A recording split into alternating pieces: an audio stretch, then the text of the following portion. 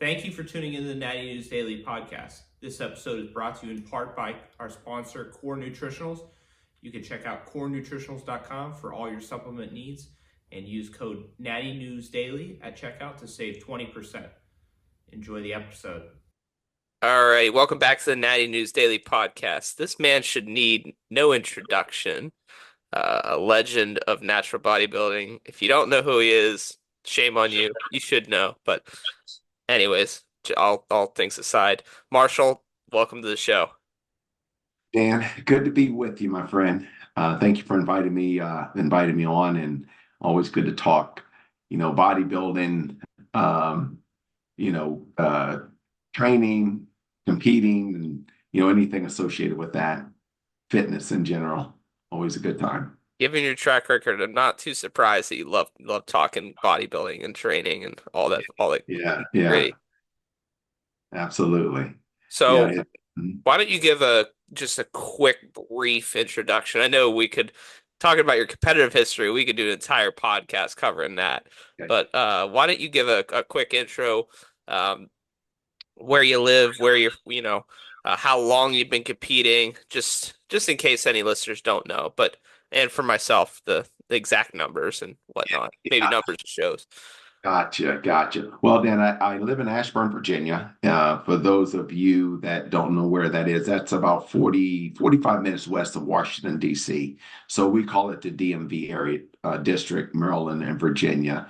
And this is pretty much home for me. I've moved around a little bit, but you can turn me around, put a blindfold on, I'll figure my way out anywhere around, the DMV area. Yeah. So, and great place. Great gyms here. I think I train at a gym called the Shop Gym, and it's an old school, Dan, hardcore kind of gym. The no frills. When I say no frills, meaning if you are a bodybuilder or a trainer, it's a lot of frills. But Like if we you're the talked average, off air, pearls where you want them. yeah, everything is there. I got a lot of leg machines, which is great if you have any kind of back issue or knee issue or whatever. You can find equipment that you can isolate and really focus on your legs, your quads, your hands, whatever you might be doing, glutes, and maybe some things hurt, like for example, squats. Squats being a staple, everybody, if you can do them, wonderful. But what happens when you can't do them anymore efficiently, right? It just seems like, man, it just causes more pain, problems, and recovery. They've got some great machines that you can go, okay, you know what? I could work my way around, maybe doing Smith machine squats, some other things along that line. But they got the pendulum. They've just got everything there. So that's where I train. Actually, I have a couple free memberships. LA Fitness when I'm traveling because it's easy to use, right? You can go in and give them your number or use your little Oh, barcode and yeah, key, yeah, yeah. yeah, key in and you're good. And then there's another gym here that a guy knew me from years ago. He opened a couple gyms called TFE, the Fitness Equation. Really nice. I think they have 3 gyms in the area. But long story short, when he opened it, I walked in when they were kind of selling memberships, and I said, hey, we're talking a bit and talking to the guy who was a salesman. And he goes, yeah, so and so opened this. And Chuck, he mentioned his name. I said, Chuck, I said, I think I might know him. He said, he's right there. He pointed over and I looked at him. He goes, hey, I know you 30 years ago. Recognize So, for years. yeah, Wow. literally, he was competing 30 years ago, or whatever it was. Let's see, 35. So I'm 63 now, right? I'll be 64 this year. So about 30 years ago, when I first started competing so I'm filling in some blanks too as we move forward. Do you mind At tilting your about, camera down, by the way, too? By the way, what's that? you mind tilting it down? There you go. Okay, good deal. Gotta Uh, show off those arm veins. You know what's interesting? Yeah, I'm glad you said that because it might be me where I'm looking here. I couldn't see my head, so I'm thinking maybe he can't see me, but I'm glad you said that. I can see you, but yeah, I want to see the arm Okay, veins. good, You good, gotta good. show those off. Yeah. And it was a leg day, so the arms are coming in pretty good. So we're feeling good in that respect. But anyway, so to kind of finish up that question, being here in the area, gosh, long time, but started competing. Gosh, I came to the game late, so I came in my 30s. I think it was 35. So I'm 60, so about 30 years. But Dan, a lot of us have always trained, right? You've kind of trained, but you were never really focused on bodybuilding. And a little bit of backdrop to that is there was a like this Body for Life by Bill Phillips, I think was his name, and he had a certain supplement line, or they did, and it was pretty big. And they were doing body transformation. I trained at World Gym. A couple of my friends who were there, and I used to teach spin class and all that, and they were in spin class. And one of the ladies, Susan, said, "Hey, listen, we're thinking about doing this Body for Life thing." And I said, "Great." And there's a certain regiment they wanted you to follow, Body for Life, and Bill Phillips, and I forget the name of the supplement. Matter of fact, I think I still have the leather jacket from 30 years ago that I got from placed in top 5. But they said, "Hey," I said, "Great, will you help us?" "Absolutely." "Will you do it with us?" "Absolutely not." And the reason was because you were supposed to do cardio. And at that time, no respectable bodybuilder that was a guy who was doing cardio. You just didn't do it. Or you had too much, you had other things going on. And plus, I taught spin. So I was getting that in there, but they wanted you to regiment, document, take a picture beforehand with the whatever. Anyway, fast forward, I said, okay, so, and then you got to cook your meals and do all this stuff. So they said, "Hey, if you do it with us, we'll cook for you." And I said, "Okay, I'm in." And that started it. I started changing my diet, not really knowing, kind of, change this, change that, started eating clean, drinking more water, doing cardio, and my body started transforming like very fast, to the point where guys who were competing said, "Dude, you should do it." Like, about 8 weeks in, they were like, "You should do a bodybuilding show." And I was like, "Oh, okay." And then a buddy of mine who happened to be, he was a very strong power lifter, Steve DeBettanetis. And he was also a natural bodybuilder, small frame, but had a good structure. He said, "Man, what does your diet look like?" And I said, "Oh, I thought I was doing great." And then he said, "Yeah, toss that out, start out the juice, toss out this, add this in there, add that." I was like, "Man." And then, boom, it changed. Yeah, Clicked even more. Yeah. oh, then I was really like, "Oh my goodness." And I did my first bodybuilding show and won it. And that began the journey. So What show was that then? The that start. was it was Mary. I'm trying to think of the people who promoted, but it was here in Sterling, and I'm trying to think what organization that was. Gosh, it's been I'll have to think on that one. But anyway, um, Mary and Kurt were the promoters of it. I don't think it was. I don't think it was. Might have been NPC, because there wasn't a lot of natural. There was a natural bodybuilding organization at the time, that a guy that was growing pretty well. They weren't close here. I ended up doing their show a couple years later, and I won that show. But so from 35 to 50, excuse me, 35 to 40 competing. I think that organization had a pro card. I didn't even know what that meant. When I won the show, I got a pro card. But then I took a sabbatical, take all these reprieves, where from 40 to what we have now is really great, because organizations, natural bodybuilding organizations, and natural bodybuilding in general has grown exponentially compared to what it used to be. So you at least have people that are, you can get motivated because, "Oh, I can jump in this show or that show. There's some close."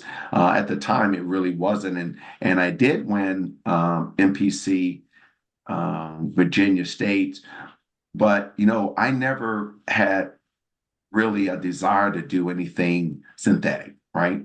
Any kind of steroids or growth. I don't know why, I just didn't. With that being said, it's like, well, where do I go from here? Because I can win on the levels that are local, but moving up into nationals and stuff like that, that was going to be difficult, and not that I wanted to. So I kind of backed off of that, and I'm into motorcycles and Harleys, so dived deep into Harleys and customize them and all that stuff, which I love. And at about 45, I said, you know what, I think I'm going to compete again, but I'll do it at 50, give myself another 5 years. And what I wished I would have done, Dan, is continue to really train. Every time I take a sabbatical or, just kind of away from whatever, my other hobbies or whatever I'm into, I'll still kind of train, but I'm not training like when guys now say, hey, I'm going to take off a year or 2 years, and they're focusing on body parts and bringing things up and what they need to work on. I didn't do that, and nobody was really around to say, hey, this is what you should do. Okay, so I just kind of left that, came back at 50, started competing again, and no one really knew who I was. It took me about a year and a half, almost kind of like now, but people know when I step out who I am, so I really have to grind. But about a year and a half or so winning amateur shows, and then I turned pro. Within But which organization was that then? that I turned pro in, Yeah, or I'm sorry. yeah, because you said you returned around 50 and then started competing and won your pro card. Who were you competing with at that time? Okay, so what I did, I think the first show I competed in was, gosh, it was several organizations: USB, USBF, NGA, OCB. It kind of in the order was USBF, I think, initially, OCB. Was it the OCB at the time, or was it Yeah. an IFPA at one Yeah, point? so what was Was it happening at the that? time? OCB was their amateur division. Okay, okay. IFPA was the pro division. I didn't realize that. Okay, Yeah. OCB Uh-huh. and Yeah. IFPA. Okay. Yeah. So right now you have OCB amateur and OCB pro. And that's because of a lot of things that happen, internally, and, a lot of history there, and, things split. IFPA was kind of up, and nobody could really use the name. And, so the backdrop to that is out of that. And so I'll bring you up to speed on that. So don't let me lose my train of thought with how that kind of evolved. But winning shows in the amateur ranks, my buddy Eric, who has moved away, and he said, "Man, you should turn pro." And I was like, "You know what? Maybe I should." So he said, "Yeah." He said, "There's some really good shows," and he mentioned the OCB. So I said, "Yeah." I had a pro card. Anyway, I started looking at pictures and of what the pros look like, and Philip Ricardo's picture popped up, and I said, "Good night. How does this guy get that shred?" Is he natural? That was kind of my thought. But I said, well, he says he has looked over some things. I said, well, that's kind of the look. That's what I'm looking to bring to the stage. And it was close, but then I really started grinding. And actually, I think prior to that, I think Kent Barely was USBF at the time. It was because I won his amateur show, got my pro card there, ended up competing at the USBF Pro out in New Jersey. Didn't I think I came in second or third. Great guys up there, and that's when I started looking at pictures and said, okay, if I'm going to compete on this level, I got to grind. And so, like I said, no one really knew me other than coming in. So the next year when I came back, I did the OCB show. I did then was it was something Cup.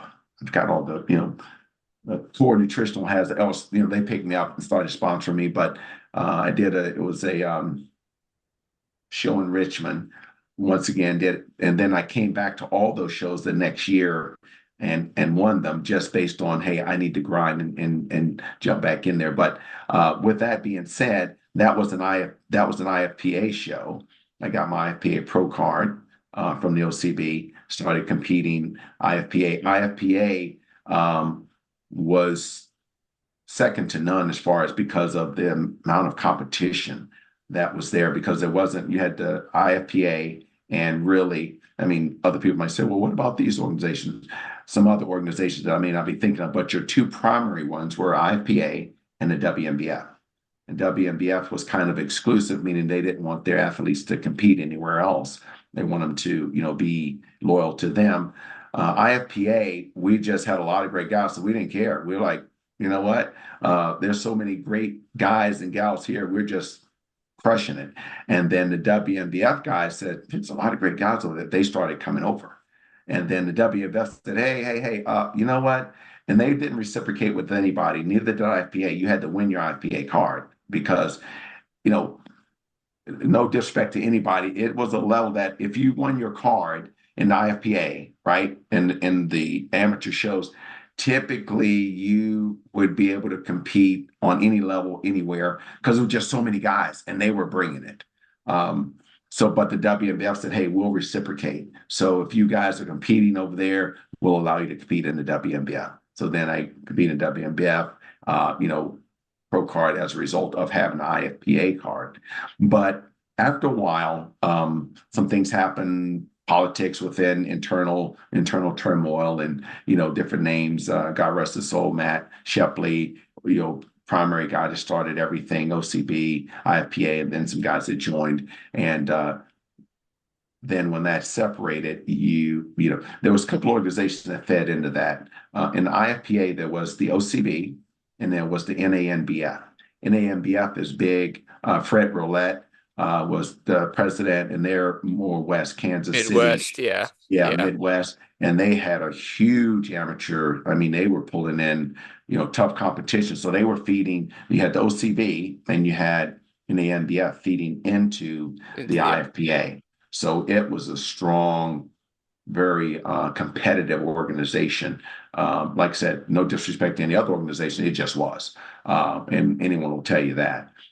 There was great guys everywhere, but they were concentrated there, right? It was just a concentration because you're pulling from the Midwest. And then when you did the Yorton Cup, then you had the Yorton Cup. I mean, Yorton Cup was tough.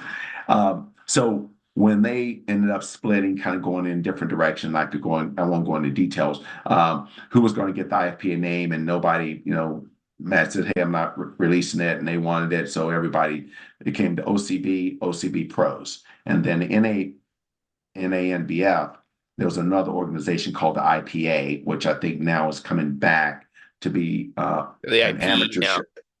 Well, you had the IPA, but the IPE was the pro division of it. Pro for the NANBF, yeah. Yeah. So that became the pro division for the NANBF. But there was another organization that fed into, there was an organization called the WPA. I think they shut it down for a while, and I think someone has just started to reintroduce it again. And so I think the WPA might be back in, but the WPA came out of that split, right? So you had OCB, NANBF, and then the WPA was started, and then the WPA kind of fed into the IPE because the contention was between OCB and these guys. Yeah. It is what it is. So that's a little bit of history there as to how that, and then but I competed everywhere. I was the equal opportunity. They asked me, the backdrop was, they said, hey, Marshall, would you still compete with us? And I said, absolutely. If you're, I can't get into, tried not to, even though I got pulled in, but not in a way that I was disparaging to anybody, just that, hey, would you do our shows? And I said, absolutely. So competed. So I had the IPE card, pro card, had, all the pro cards, and some of them would reciprocate. I had an NGA card, and I still have OCB Pro, USBF, WNBF. All of those are active, so I'll be competing along those lines. IP is still a great organization. I just because I'd been out for a while, they wanted to, in order for me to come back in. I'll lead up to that. So with me coming back at 50 and competing, I'll fill in the blanks there. At 58, when I kind of had a long run, I really should have took a break, but I was getting invited to all these things. But right at about 57, I started feeling, I don't know, my body was just doing something weird. Come to find out that next year when I had my physical, I had cancer, and I could tell something was weird. Like just, the reason, so prior to me doing that, I was doing cardio and just really lethargic, and so I went to get a physical and all that, and then I went back and they did your prostate, and they said, hey, listen, there's some numbers that are high. We need to send you in. Well, as a result of that product going, I got all these blood clots in my lungs, and they were there. They had been kind of getting worse, and that was that. Man, I'm just so tired. Well, they caught that. Another year goes by, because for whatever reason, the cancer part of it, they didn't connect. They said, you know what, it could have been some connection there. We don't have anything definitive to say that there was, but we think the blood clots, prostate cancer, there can be some one thing kind of feeding into the other. And long story short, I ended up saying, you know what, it's time for me to take a break anyway. So I took off in 4 years. With that being said, got prostate removed, cancer free. Praise God for that. Started playing golf, Dan. That's a hard game. When I started playing golf, got the bug again. Anything I go to do, I immerse Just go myself in. in. Yeah. I go in, right? And there's some guys and gals are really good. And they're like, you know what, man, I mean, when you come in, you've never played. It's almost like playing basketball. You've never had a basketball before. And they tell you, hey, just take it. Everybody that's played can dribble, right? Well, I dribble it. My shot might be off, but my form is good, right? If you've never golfed, everything's off. Man, your club, your timing, all that. So that was me. But I'm a quick learner and I'll spend a lot of time doing it. And of course, then I got the bug. So I stopped lifting. I literally said, okay, I'm probably not going to compete again. And with that, kind of immersed into the golf for about 2 to 3 years. And as I'm doing this and kind of training a little bit, and I realized it doesn't matter whether you're training or not. Your golf shot's it can be like this, regardless, because it's just such a difficult game. Love it. It's a love-hate relationship, but I enjoy playing it, and I've learned to relax with it. So I started training again, and really focusing on body parts, doing all this. Jumped in a bodybuilding show, not just jumped in, but kind of seeing where I was, and I won the show. I thought, okay, you know what? Maybe if I start grinding again, I can be out there really representing the guys that are over 60 and giving the young guys a run for their money. Plus, I enjoy it. So that's kind of the backdrop to that. With that being said, the IPE, I had not competed, and not disparaging to them. Here's the thing: everybody that's older knows me, probably. Some people, and now that I'm coming back, they know me. But the people now that are at the helm of these organizations, and some of them, they have no idea who I am or whatever. Not that I'm some great guy, but when I reached out to renew my pro card, just because I thought I would, there was a lot of money they wanted me to pay to renew it. And I said, I helped, unbeknownst to you, I helped this organization be what it is. It's been sold. Fred Roulette sold it. But when Fred was doing all that, he would tell you, yeah, Marshall was there as an inspiration to come to our shows, do this, kind of give it some recognition. Not that I was a great guy, but my name was out there. It is, I'm a believer, so I say this humbly. I say it without any kind of, hey, I was out there being this name, for whoever. But a little bit of pull, and Core Nutritionals was my sponsor. So coming back, I haven't reached back out to them yet. Great organization, some great competition, more in the Midwest, but that's a little bit of history to the IPE, WNBF, OCB, NGA, now, which I think has kind of joined with the OCB, at least in the area here, probably not in other areas, but there was Dave Spendell, God rest his soul, was a great guy. Loved, I mean, capital LOVE, ED, bodybuilding. Lived it, breathed it. He died of cancer, and even on the severe cancer, he was still promoting. And so we all jumped in, Phil Ricardo, myself, and like 8, 9 other guys in the pro class to do his last show. But that was the NGA show, and it was huge. They have since, I think maybe that particular show is now OCB. still a little bit of backdrop there to, bringing you up to speed and, kind of me getting back. So I came back, let's see, it's been about 2 years. And coming back is kind of like I couldn't sneak in because they know the name and there's a certain expectation that used to bring. And I realized there's no I started a job and running a department and trying to do both and not giving the bodybuilding. Like if you're going to jump in and bodybuild and you got a young guys just really bringing it, you got to go 100%. We say 110. Like if you give them 100 in your job and it's requiring that of you, you got to find a way to give 100 here.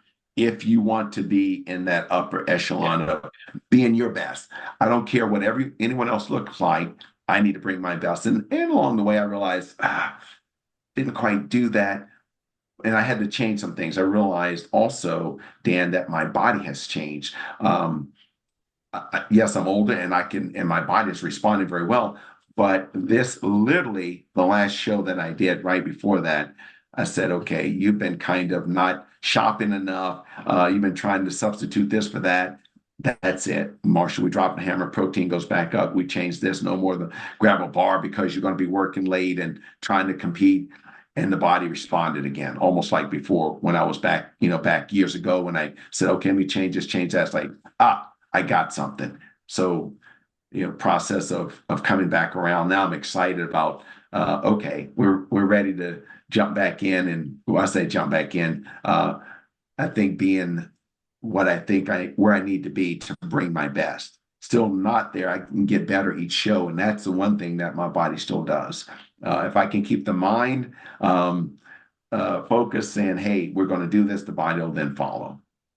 Yeah, let me pull up just for some visuals. I have your Instagram here. What you're talking about, what you brought just this year you said 63, right? Yes. I mean, that's crazy. Thank you. Yeah, that was so that show there, Wisconsin, USBF Wisconsin Warrior Classic. Great show up there with Courtney and Tony. And that going into that show about 6 weeks prior is when, I told them last year I would do their show. And so that was one of my targeted shows this year. But right at about 6 weeks from it, 8 weeks, I started changing things. And then I said, okay, the body started responding. So literally, I mean, I was already grinding. It wasn't that I took 6 weeks as I had done the No Gear Classic, the show down there, but I took third down there. But judging can be subjective, and I never worry about judging. What I worry about is what I brought, and I knew that there were certain things that were loose. I wasn't as tight, wasn't this, wasn't that. Still, as a guy said, man, you looked awesome, but it's about me saying, did I bring my best? And I knew I had to. There's something that's going on that's not responding. But when I started making changes, doing this, doing that, I tell you what it's like, Dan. It's like I tell people, I've always trained myself. And for me, it was like me training a new client. It was, developing a diet plan. Like, You're your like own if you, experiment, right? yeah, you got it. Everything the one guy at the gym that knows me, I kind of laugh and I take it humbly. He goes, man, Marsh, you're not supernatural anymore, man. You can't just eat anything and everything and just, your body responds. I said, that it was it was one of those. And I said, you know what? You're right. I used to be able to get away with a lot of rice and do things, but it's just not the same. So literally, I eat a little bit of rice and there are people that say, well, the high glycemic value, no wonder. But I could do it before and have no issues whatsoever. Not that I have issues, but if you want to bring that hardness and denseness, so I had to drop back, Drop the hammer a little bit, yeah. Yes, and literally I upped I wasn't getting enough protein, so I upped that, kicked the creatine back in, water, asparagus, things like that. The steak always worked well. I hadn't really been eating as much, kicked the steak up. And between those combination of things I was doing, it was almost like, Dan, like in 2 weeks, I went, okay, I'm on to something here. And then I got excited. So literally 6 weeks is when this was like, all right, let's just grind here, see what we can bring. So, new client, we got a different, somewhat of a different protocol now, diet wise, and I think we're ready to jump in and be a force to reckon with. Give the young guys a run for the money, so to speak. I'd say so. When you say run for your money, you beat them. Yeah, I did. I did. I was able to, as I call it, take top honors on that one because at any given time on the level of competitors that's out there, there's just no guarantee that you're going to do whatever. So sometimes you take top honors in one show and a guy shows up in that show that in the next show and you might be a little bit off and they've been grinding and they take top honors. So I always I'm a little, give a little grace there. Say I didn't beat them, even though yes I did, but there's some good tough competition out there coming up. Lots of good guys competing. I'm gonna pull up some photos. There's that IP Pro Con. You can see it That one on there. there. Yeah. See Siobhan Cunningham there. Oh yeah, that was Carlos Jordan's show down in Atlanta, Georgia. Year wise, well, you have to look at the weeks. Um, those are the class that might be the class winners, I think. So this is for the For the overall. overall. I was always Okay, it's yeah, IFPA. Yeah, yeah. global I mean, competition. like I said, when I said it used to be tough competition, you got Cleveland Thomas, you got Siobhan, and there was a lot of other guys in there as well. You got a photo with Doug Miller, I know. Doug Find it. Miller, we competed. There it is. Yeah, that is the Yorton Cup. I won the lightweight. He won I guess, the middleweight, the heavyweight guys to the left. And that's the IPA show Yorton Cup. So there you have it. It's But that a left, legendary shot there. it is. It is an awesome shot. I mean, it, it, and here's where it's like tough because you just have a different kind of body style, different hardness. And then Doug was just had great muscle bellies full. Oh, Um, enormous. yes, yeah, big. He's he's a little big guy. He's not that tall, but he carried a lot of muscle, man. A lot of muscle. Yeah, yeah. Great. Yeah. We had some good Competed time. against a lot of good competitors. Who are some of the who would you say is the best competitor you've competed against? Would it be Doug? Because I think you've thrown down with, I I mean, wouldn't obviously, say like I that. said, Siobhan, and Well, I think you threw down with Mishak and others. Who do you think who makes the top list for guys you competed against? gosh, I would have to. I couldn't say the best because at different times, guys are at their best, right? Sure. When you compete against them, like you can compete in one show, win the show, like me, Shaq, for example. You know, Philip Ricardo when I did PNBA show in Universe, I think in Chicago. I took second. Phil Ricardo won. I took second. Mishak took third. For example, Philip Ricardo was always a phenomenal bodybuilder. Stage wise, he just looked really, really good. I think the Yorton Cup he won initially. I believe Doug Miller came in second.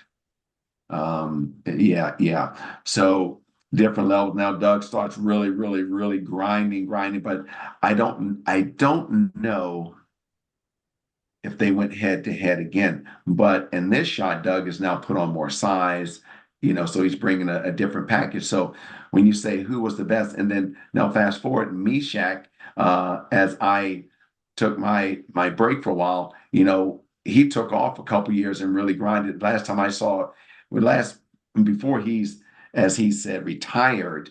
Prior to that, the last year that he competed, he looked phenomenal. Yeah, He just, I saw you him at know, the 22 Mr. America when he walked out. exactly. I was like, So that doesn't even make sense. Like I was I like, know. this doesn't even make Mhm. sense. And there's another guy, Valentine, that competed with Yorton Cup. I won my class. He won his class. He ended up winning the overall heavyweight guy. There, I forget his name. So Valentine, I forget Valentine's last, Azula or something like that. amazing genetics, the taper, the muscularity, phenomenal bodybuilder. Then you had coming over competing, the left eye was competing with the WBF and came over Brian Whitaker. I don't know if do you know that name? If Oh not, yes. Oh oh, okay. yeah. I was just wondering, kind of look, I was like, does they know? You know, Oh yeah. uh, Brian Whitaker, phenomenal lightweight bodybuilder, best in the world, just really, really good. The thing I Conditioning he wished brought is was just out of this world. It was, that those what's it called? The locker room clips are just it, ridiculous. I remember. you and I both went to the same place. His locker room clips were like, uh-oh, this Just is like, gonna holy be crap. this is gonna be money. I will say this, because I was competing a lot, taking nothing away from what Brian was bringing in other guys. And there were different shows that I was coming in second or, against some really, really good competition. Um, but I realized when I looked at my pictures later objectively, I said, yeah, I had lost a little bit of density through the back, some areas that helped me when I was, because in those pictures there, that Yorton Cup, I'm probably weighing in at about 169. Um, so on paper, I would probably get dismissed. Hey, he's 5'11", 169, can't be bringing uh, a level of muscularity, but I have small bones to thank my dad for that. So my muscles tend to make up a little more weight, whereas some guys are thick boned and they may end up weighing Yeah. like 175, right? Because their bones are 178. But at 169, I can, come on and look different than what you think I would be on paper if you didn't know me, right? So that's kind of my signature thing there.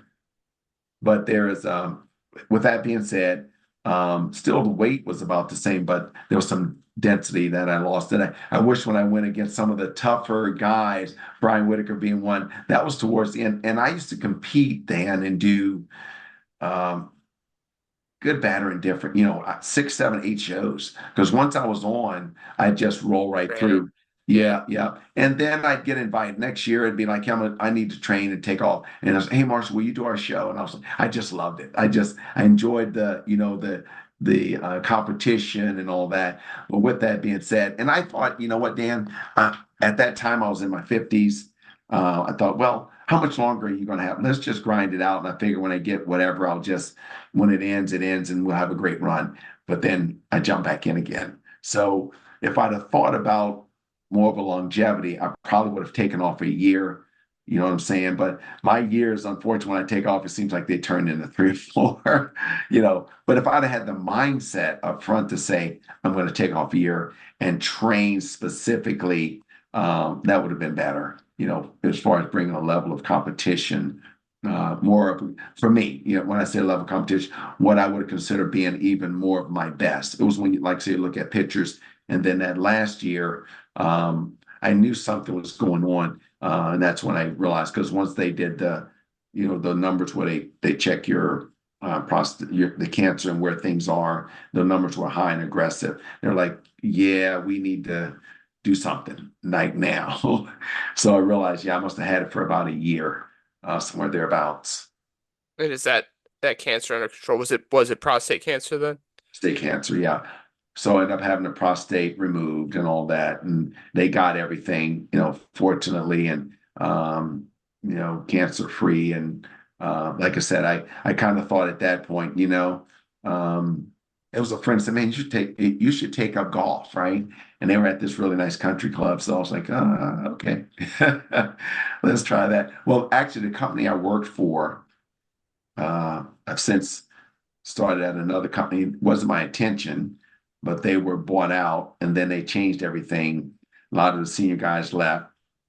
And then we were talking one day and they reached back and they said, "Man, are you interested?" I said, "Not really." They called and said, "The company we're with wants to talk to you. And they want you to start a division." So literally, I did all that right when I was getting ready to literally going to do I said, I'm going to start bodybuilding again. All of that was happening like literally last year, right? I've been there 1 year, starting a whole new department. So when I say I had to give 100 and 100, 100 at work, which is more like 110, 120, because got to hire new people, got to do all that. And now bodybuilding. So I was trying to get by. I didn't get so I'll grab a couple of bars. Mm-mm. Like I said, as the guy said at the gym, when you were supernatural, you could do that. Jokingly, we were kidding around. Really, I could get by. Now, no, you got to have the quality food and micronutrients and nutrients that your body can really build on. Yeah, yeah. Mhm. Very cool. Lots of good lessons in there, and like I said, your own experiment, and uh, a man of longevity, and doing lots of things, and still crushing it on stage. Um, so I have a couple questions before we close. So, um, with the current state of natural bodybuilding, you talk through how many different organizations there's been, all the shifts and changes, and what do you see? How do you see the current state of bodybuilding? Where do you see things going? There's still some divisiveness. There's fighting within between organizations.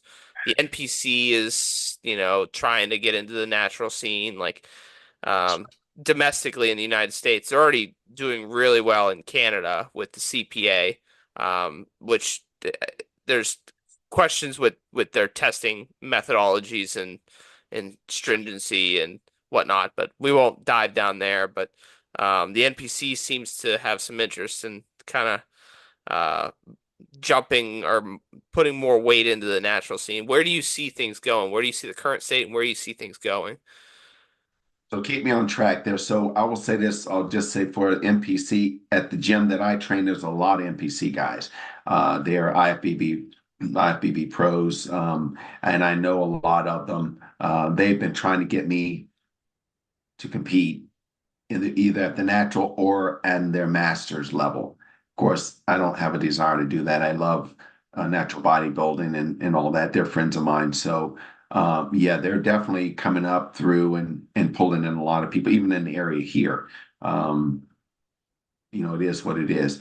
The current state of natural bodybuilding, just from the outside looking in, just kind of laying it out there. Yeah, there are, you know, it, I guess bottom line. So it gets tough because is it a business? It is a business, right? So ultimately, people who are running organizations, and there will be some exceptions, and some can say, "Hey, I do it for the love of what I do," and that's probably true, right? I'll say this for my friend Kent Barely, right? Um, Kent loves bodybuilding. He loves competing. He'll travel, wherever to do a show and all that. And he wants to legitimately be out there and do it because he loves it, right? It is a business though, but he has a gym there and this gym that he runs, I'm sure makes money and helps him support what he does. Um, but without in general, and there are other organizations, I don't know how they all are running, but I'll just say in general, what I see now is a jockeying for who's going to be the biggest and the best within some organizations, right? Who's going to be the biggest and the best? A lot of saturation, um, and a lot of self-promoting as we're the best. Put it, quote unquote, whatever it is, right? We either the best testing, we do polygraph.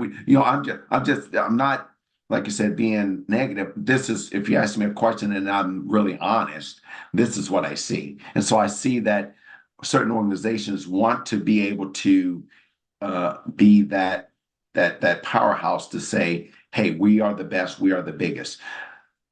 With that being said, it also can weaken and make us susceptible to and has the NPC, right?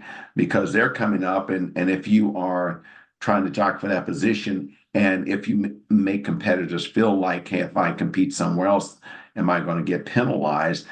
Uh, that could be somewhat detrimental, right? It could hurt our growth. So right now, and I'm not, like I said, first thing to say is yes, it's a business in a sense that There is monies to be made. And I'm sure that's the reason some people, I mean, they enjoy it. They're promoting it. But at the end of the day, there are certain organizations that made changes and realized the change they made wasn't good, right? And then they changed it back. I'm not going into details, but we all know, right? I've seen it. Yeah. You know what I mean? We're going to do this, and if you do that, you're going to like, okay, well, you know what? We're just not going to compete there and realize that was a bad move. And so now we're going to change and go back the other way. What that tells me, look, I'm 63. I've seen a lot, and I may not seem like I know a lot, but I can see patterns of what you're kind of doing, where you're jockeying, what you're trying to do. Are you trying to hold this close to, hey, I'm not going to show my hand, but we want to squash you and pull these buys in so we are the best. And you got to be careful with doing that, in my opinion. Let competitors compete freely where they want, and don't feel like they are stifled. Don't be, when you're posting one thing, obviously, if you say this, you're targeting somebody else's organization. Like, if I say, hey, if they don't do this, you can't compete here. Well, or you make a policy that says, we require this because, said organization isn't doing it. And if they're not doing it and you compete there, you can't compete here. Now look, I don't really care what people think. You've become divisive at that point. That's the reality of it. And Yeah. when you become divisive, people see it, and it just creates it starts separating us again, right? It starts separating us out, and we'll still compete, but there's no cohesiveness there. So that's where things are kind of now, I think. Different organizations, OCB, WMBF, USBF, NGA, and not all of those. It's just that with that Yeah. being said, is it possible to natural bodybuilders feed into those organizations? If you are going to, that's fine, but the one cannot tear down the other, right? Yeah. If you do that, then you are weakening us, and now we're saying natural bodybuilders. So cohesively, we're holding the flag for natural bodybuilding, which is diametrically opposed to, if you will. And if somebody decides to go enhanced, that's fine. But when you say natural bodybuilding, your your nemesis would be that organization that's now trying to, work its way in, that really is not natural bodybuilding, but they want to pull from your competitors. And in order for them not to do that and be successful, we have to come together and be. How that's going to happen, I don't know yet. But whatever an organization does, I'm looking, not what you, for me, running, a department, I don't really want, what you say is one thing. What you do speaks much louder. I can't hear what you're saying because what you're doing is contradictory to what you're saying. We're this, we're that, with this, but what you're doing is something totally different. Your actions are a language. Yeah. Your actions are, I can't hear what you're saying because what you're doing is, your actions are much louder. Your actions have to match what it is that you're proposing to do. What I'd rather see is that you act on it and let people go, wow, you know what? They're really moving forward in this arena of really trying to unite natural bodybuilding as us as competitors and bring everybody together.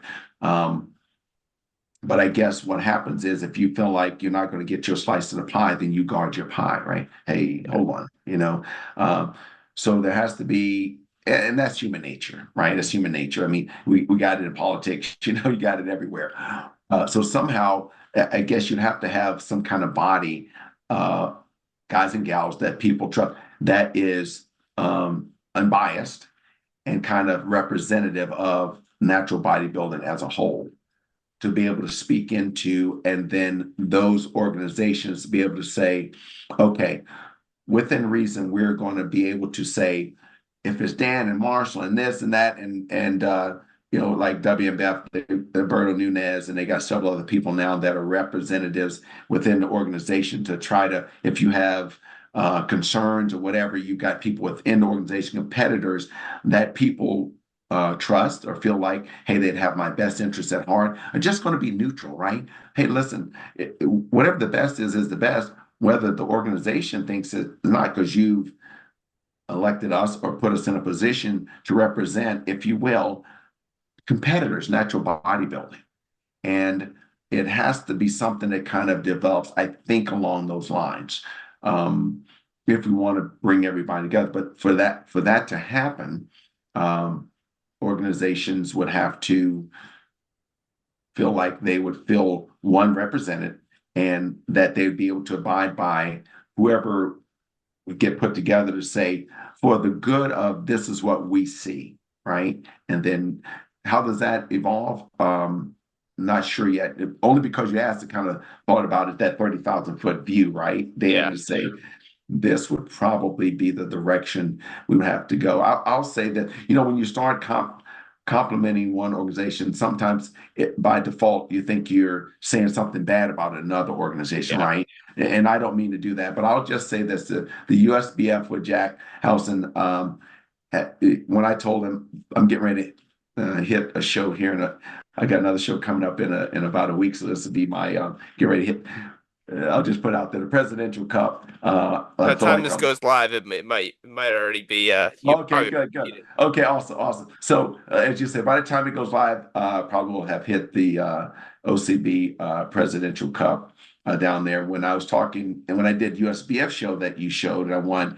I think Jack had said, "So They asked me on stage, what do you have next?" And I didn't want to say another organization because I'm representing there, being mindful, just respectful. And I said, well, I got a couple on the agenda. And of course, I'll be back doing the plan to do the USBF Masters and won that last year and go back and defend my title, and jump in there with some great competitors.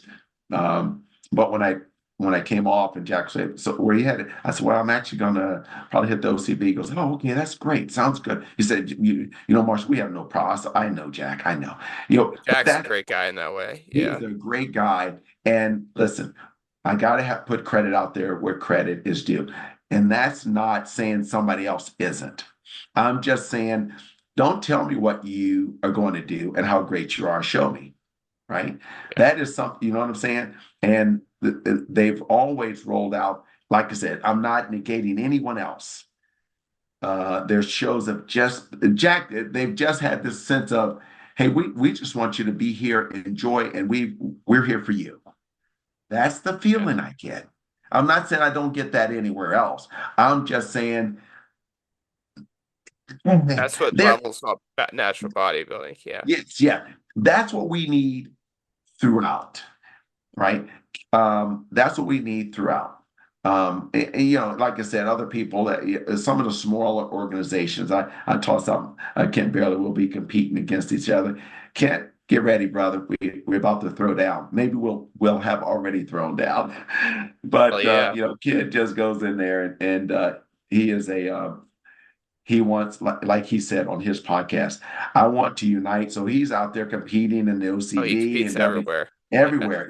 And so, I'm doing the same. It's like, hey, let's jump in here and let guys and gals know, compete where you want. Let's try to make some kind of cohesiveness with organizations that you can compete here and you're not penalized, or he's this pro, he's that pro. If you look on my Facebook, it just says Natural Pro Bodybuilder. Now, if you want to put on yours IFPA, WNBF, OCB, that's okay.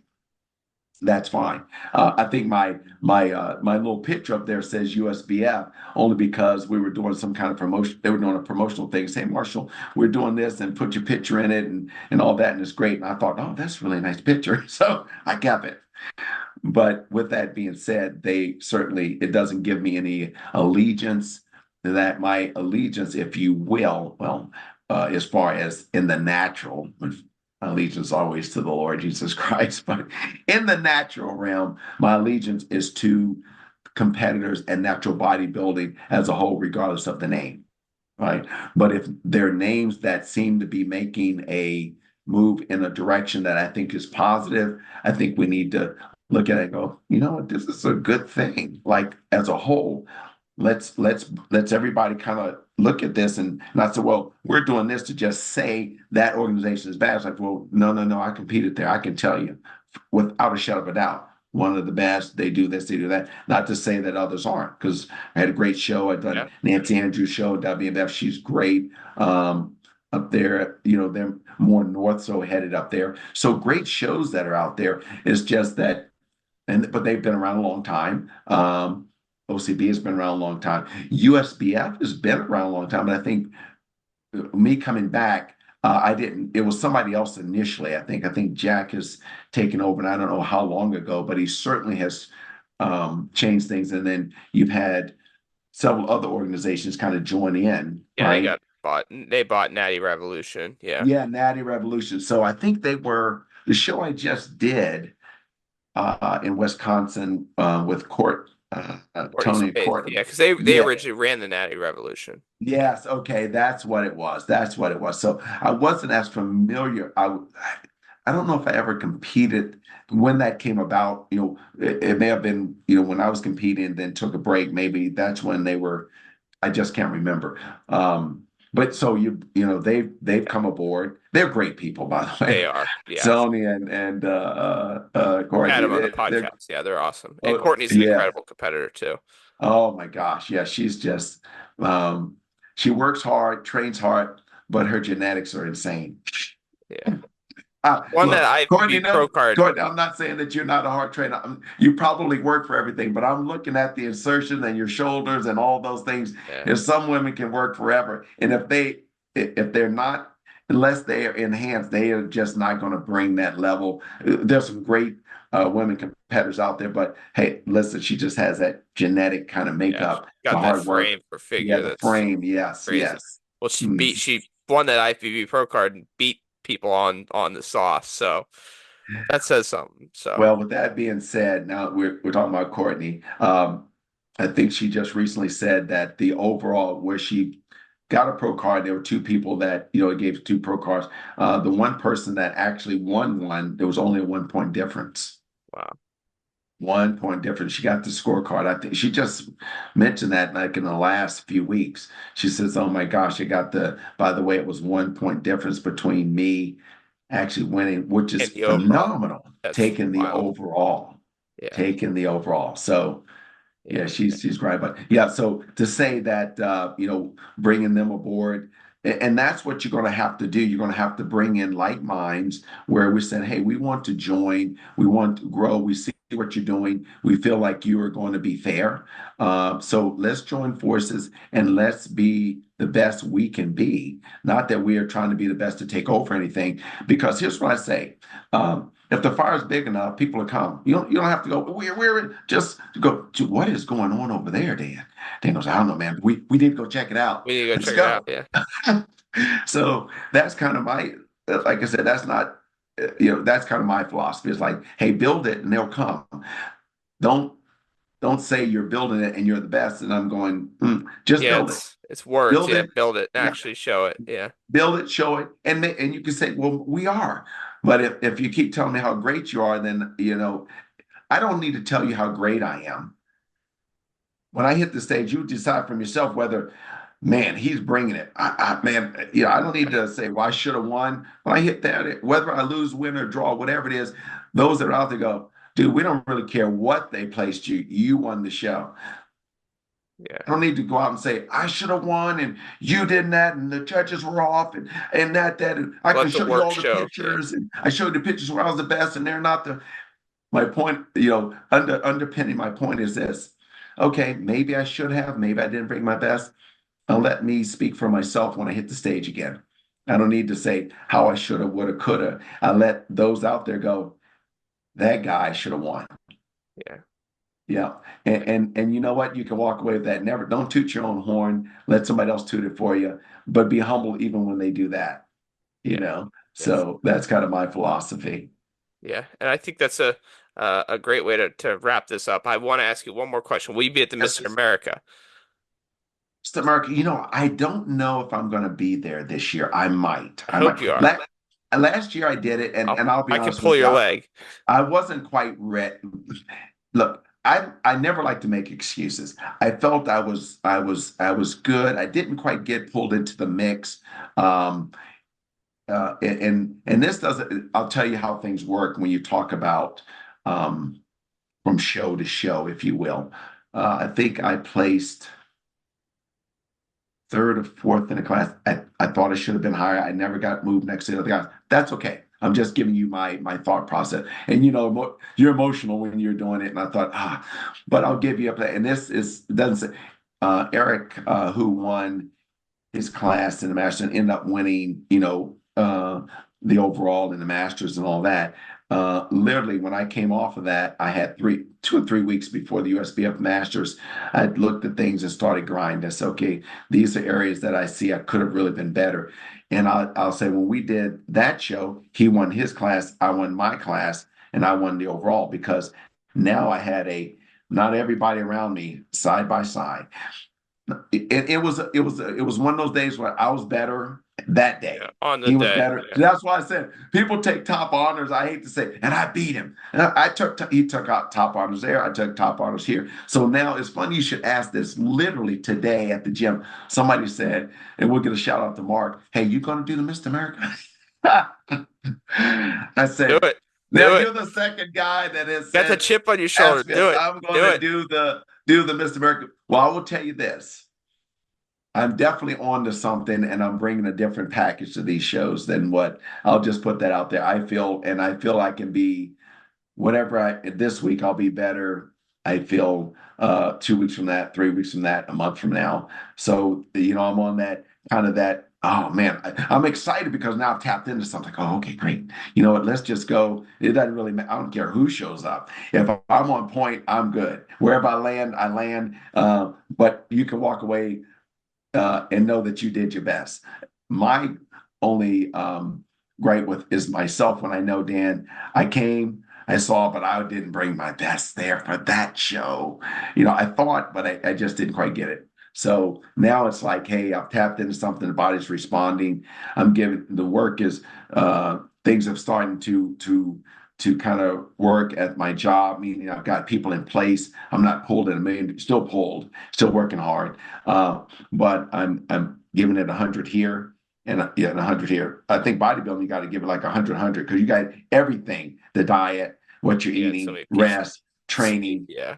It's all of that to compete at a high level, And and another show I compete at, organization I didn't mention, PNBA, having a judge with Bill Ricardo there and Denny and those guys, and they've asked me to jump in and hit a show and then do the Olympia, but we'll see if that's the case. But I'll just say for Mr. America, you know what? Still, now that you've asked me, I hope to see you in Atlantic City. I'll say that. Thank you. You know what? We may with that, Dan, I'm going to go. Okay, let me see where they're falling at. Let me see where they're falling time wise. Competitive. What shows I'm going to do and coming out because I've been trying to within reason, Dan. I'll have to have a little time here and there because when I have about a 6 week break between the shows, it works good because it gives me a couple of weekends or a week to do some other stuff. Like I can go on, but kind of watch the diet, but kind of come up a little bit, and I can pull it right down. Now it's literally working like it used to. I can come off, not come off, but I can eat. Be mindful of what I'm eating. But if you say, "Hey, Marshall, we're doing something in wherever you are," where do you live, Dan? Where you at? I'm near Pittsburgh.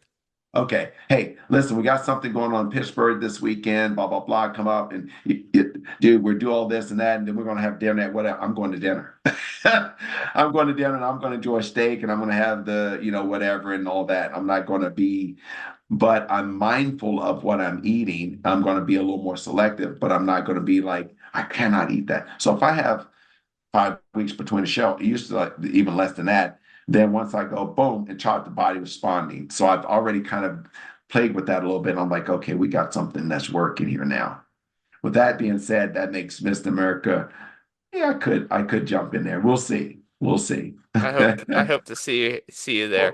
Well, thank you very much. Marshall, thank you for coming on. Yes, sir. Thank you. If people want to find you, where would you recommend? Instagram? Yes, Instagram probably. MJ, keeping it tight. Of course, you can look me up on Facebook, but I'm starting to become, as guys have asked, even at the gym, a lot of people have started to. It was inactive kind of over there with on Instagram, but now I'm becoming more active and putting stuff out there. So I'll be, sharing and putting information out there. So Instagram is a good place to catch up with me at MJ, keeping it tight. Awesome, awesome. Marshall, like I said, thank you for coming on. You're a legend of the game, and I hope to see you in Atlantic City in a few weeks here. Sir, thank you, Dan. I appreciate the time, my friend.